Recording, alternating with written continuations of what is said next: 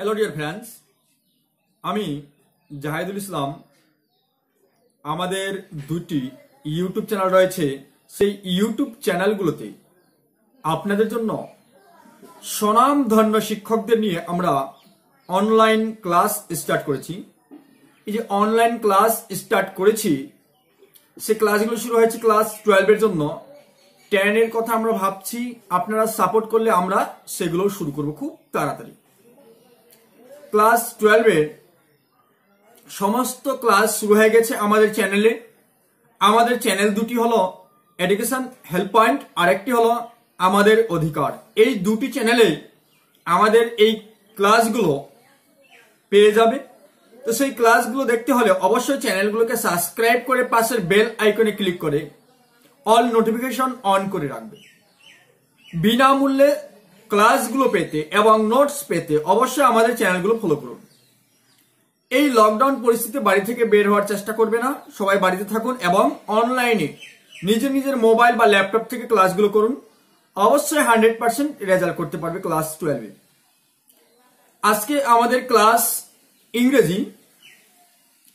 ইংরেজির শিক্ষক জাকের হোসেন মহাশয়, স্বনামধন্য শিক্ষক জাকের হোসেন মহাশয় আজকে ক্লাস 12-এর যে পোয়েমটি পড়াবেন সেটি হলো এ স্লিপ ইন দ্য ভ্যালি। এটি তিনি খুব সুন্দর করে সহজ করে আপনাদের সামনে আপনাদেরকে বোঝানোর চেষ্টা করবেন। অবশ্য আপনারাও সেটা প্রথম থেকে শেষ পর্যন্ত দেখতে থাকুন। যদি কেউ ক্লাস 12-এ না পড়ে থাকো তাহলে অবশ্যই যারা পড়ে তাদের কাছে লিঙ্কটি শেয়ার করে দিন, তারা যেন আমাদের চ্যানেলে যুক্ত হয়ে পড়াশোনা করতে পারে। এটা হলো আমাদের মূল উদ্দেশ্য, আমরা যেন ফ্রিতে কাউকে পড়াশোনা করতে পারি। মানুষের জীবনের সবচেয়ে বড় যে পাওনা সেটা কিন্তু একটা শিক্ষা। শিক্ষিত ছাড়া পৃথিবীতে কোনো কিছুর মূল্য নেই। তাহলে অবশ্য আমরা সেদিকে আর না গিয়ে ক্লাস স্টার্ট করছি। মাস্টার জাকের হোসেন মহাশয় ক্লাস শুরু করছেন এ স্লিপ ইন দ্য ভ্যালি। তিনি খুব সুন্দর করে আপনাদেরকে বুঝিয়ে দিবেন, এটি আমি আশা রাখছি। তিনি ক্লাস শুরু করছেন, চলো ক্লাসটা দেখে নেওয়ার চেষ্টা করছি। আমি জাকির হোসেন, আজকে আবার উপস্থিত হলাম দ্বাদশ শ্রেণীর ইংরেজি ক্লাস নিয়ে। আজকের আমাদের পাঠ্য বিষয় হচ্ছে asleep in the valley. Asleep মানে হচ্ছে ঘুমানো, শুয়ে থাকা, ঘুমিয়ে থাকা। ইন দ্য ভ্যালি উপত্যকার মধ্যে। লেখক হচ্ছেন Arthur রিম্বাউড। The poem Asleep in the Valley is written by Arthur Rimbaud. What is the main theme of the poem? এই কবিতার মূল বিষয়বস্তুটা কি? The main theme of the poem Asleep in the Valley is the futility and brutality of war. Futility মানে হচ্ছে নিরর্থকতা, যার কোনো অর্থই হয় না। and brutality মানে যেটাকে আমরা বলতে পারি পাশবিকতা। যুদ্ধে যে একটা পাশবিক আছে, প্রবৃত্তি আছে, ভাব আছে, সেটাই হচ্ছে এক্সপ্রেস করেছেন আর্থার রিম্বাউড এই অ্যাসলিপ ইন দ্য ভ্যালি কবিতার মাধ্যমে। তার আগে বলে রাখা দরকার, এই অ্যাসলিপ ইন দ্য ভ্যালি কবিতার যিনি লেখক আর্থার রিম্বাউড, সিগফ্রিড সাজুন, উইলফ্রেড আওয়েন, এনারা হচ্ছেন যুদ্ধের কবি, এনারা হচ্ছেন সৈনিক কবি। প্রত্যক্ষ ওনারা যুদ্ধক্ষেত্রে অংশগ্রহণ করেছিলেন এবং যুদ্ধের যে বাস্তবতা, যুদ্ধক্ষেত্রের যে ভয়াবহতা, সেই জিনিসটাকে তারা উপলব্ধি করতে পেরেছিলেন, যার কারণে এই কবিতাগুলো হয়ে গেছে ওয়ার পোয়েম বা যুদ্ধের কবিতা। ইট ইজ এ সনেট, এটা হচ্ছে একটা sonnet. What is A sonnet? A sonnet is a short poem of 14 lines. Sonnet হচ্ছে যাকে বাংলায় বলি আমরা চতুর্দশপদী কবিতা। 14 লাইন সংবলিত কবিতাকেই সনেট বলা হয়। It is an Italian sonnet or Petrarchan sonnet. Italian sonnet is also known as Petrarchan sonnet. তাহলে এই asleep in the valley কবিতাটা একটা সনেট। এবং এটা কি ধরনের সনেট, কি জাতীয় sonnet? Italian or Petrarchan sonnet. It is also a lyric. এই কবিতাটা অলসো একটা হচ্ছে lyric. What is a lyric?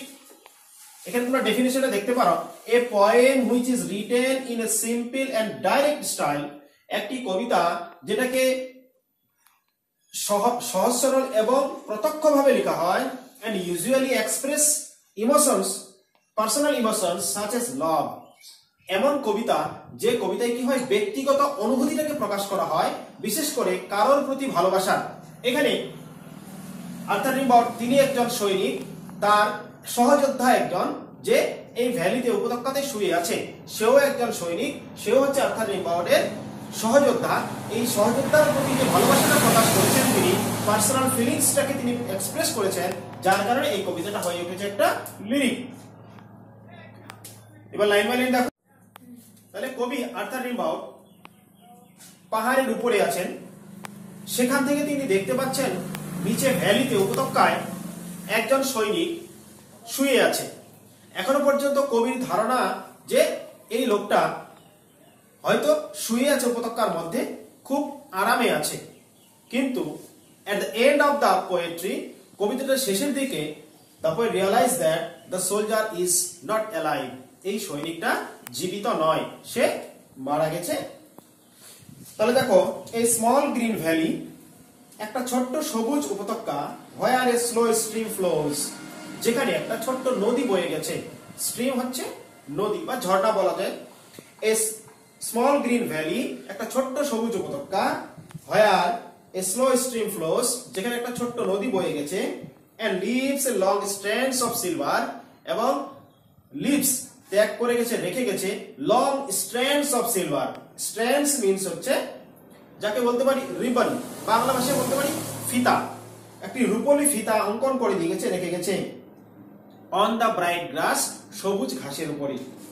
From the mountain top, পাহাড়ের চূড়া থেকে স্ট্রিমস আসছে, চুয়ে পড়ছে দ্য সান রেস, সূর্যের কিরণ। তাহলে সূর্যের কিরণটা কোথা থেকে আসছে? পাহাড়ের চূড়া বেয়ে সূর্যের কিরণটা ভ্যালিতে আসছে, উপত্যকাতে আসছে। দে ফিল দ্য হলো ফুল অফ লাইট। দে, এখানে কোশ্চেন হতে পারে হু আর দে, তারা কারা, বা what do you mean by they? Here they refer to the sun rays. They বলতে সূর্যের কিরণটাকে বোঝানো হয়েছে। দে ফিল দ্য হলো। এখানে আবার একটা কোশ্চেন হতে পারে, what do you mean by হলো?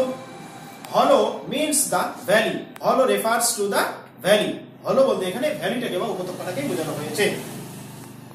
এই সোলজার, একজন সৈনিক, ভেরি ইয়াং, অত্যন্ত যুবক, তরতাজা যুবক, কম বয়সী, 16-17 বছর বয়সে।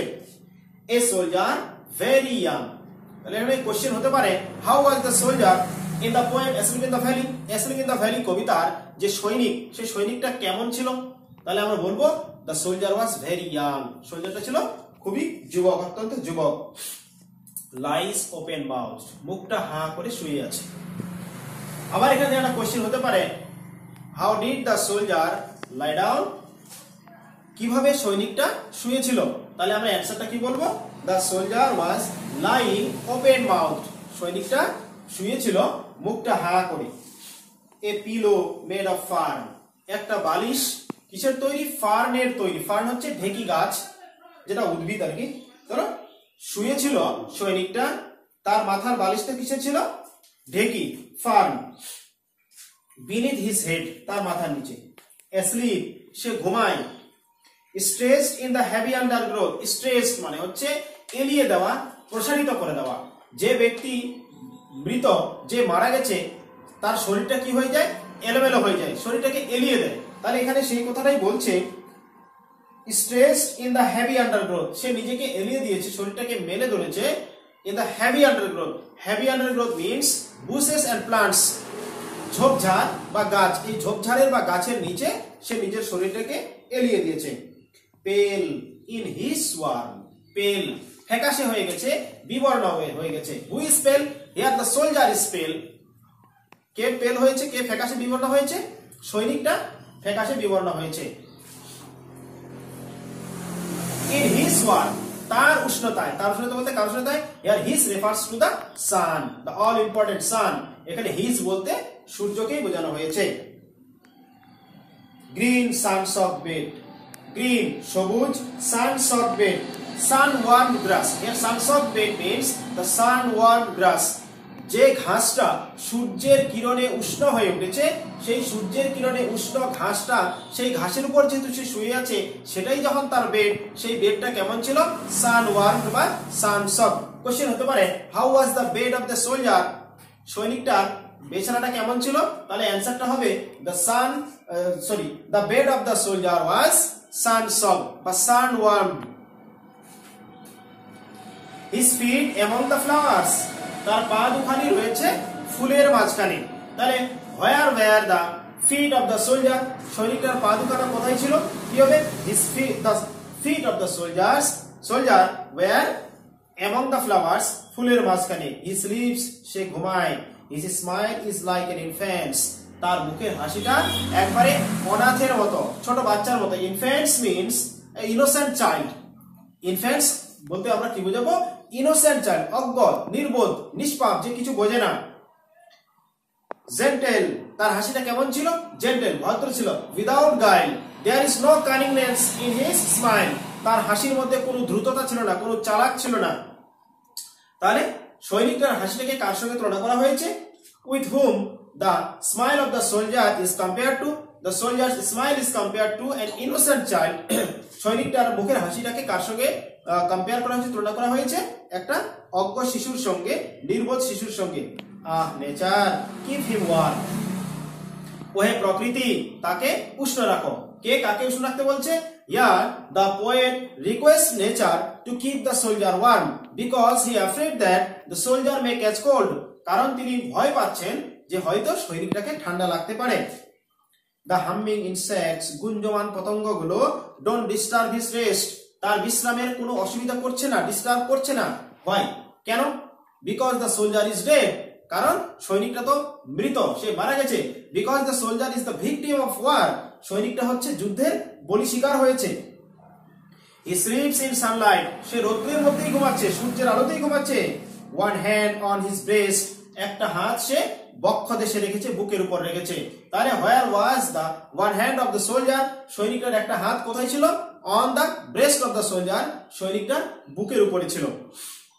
At peace, সৈনিকটা ঘুমাচ্ছে শান্তিতে। In his side, তার দুই পার্শ্ব দেশে there are two red holes, দুটো লাল গর্ত।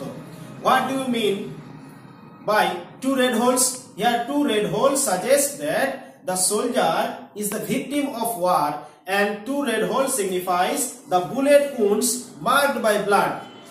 এই যে দুটো লাল গর্ত, এই লাল গর্ত দুটাকে আমরা কি বলতে পারি? বুলেট উন্ডস, গুলির ক্ষত চিহ্ন, and marked by blood, রক্তে রঞ্জিত।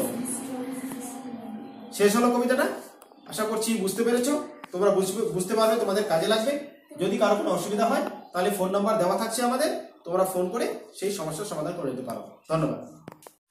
মাস্টার জাকির হোসেন মহাশয়ের ক্লাসটি আপনাদের কেমন লাগলো অবশ্যই কমেন্টে লিখতে একদমই ভুলবে না। আর সেই মাস্টার মশাইয়ের কাছে যদি যোগাযোগ করতে চাও তাহলে তাকে কন্ট্যাক্ট করতে পারো। মোবাইল নাম্বার ডেসক্রিপশনে দেওয়া আছে, সেখান থেকে কন্ট্যাক্ট করে নিতে পারো। যে কোনো রকমের প্রশ্ন করতে চাইলে অবশ্যই কমেন্ট করতে পারো। তারপরে যারা চ্যানেলটি এখন সাবস্ক্রাইব করেন তারা সাবস্ক্রাইব করে চ্যানেলের সঙ্গে যুক্ত থাকুন। আর শিক্ষক মহাশয়কে উৎসাহ দেওয়ার জন্য লাইক করতে একদমই ভুলবে না। আরেকটি কথা বলছি, যদি কোনো শিক্ষক মহাশয় থেকেই থাকেন আমাদের এই চ্যানেল ফলো করেন, যদি তারা ক্লাস দিতে চাইছেন স্বেচ্ছায়, কোনো ফ্রিতে ছাত্রছাত্রীদের জন্য ক্লাস দিতে চাইছেন, অবশ্যই আমাদের কন্ট্যাক্ট নাম্বার দেওয়া থাকলে সেই কন্ট্যাক্ট নাম্বারে কল করতে পারেন। ভিডিওটি এখানে শেষ করা হচ্ছে। চ্যানেলের সঙ্গে এতক্ষণ যুক্ত থাকার জন্য অসংখ্য ধন্যবাদ।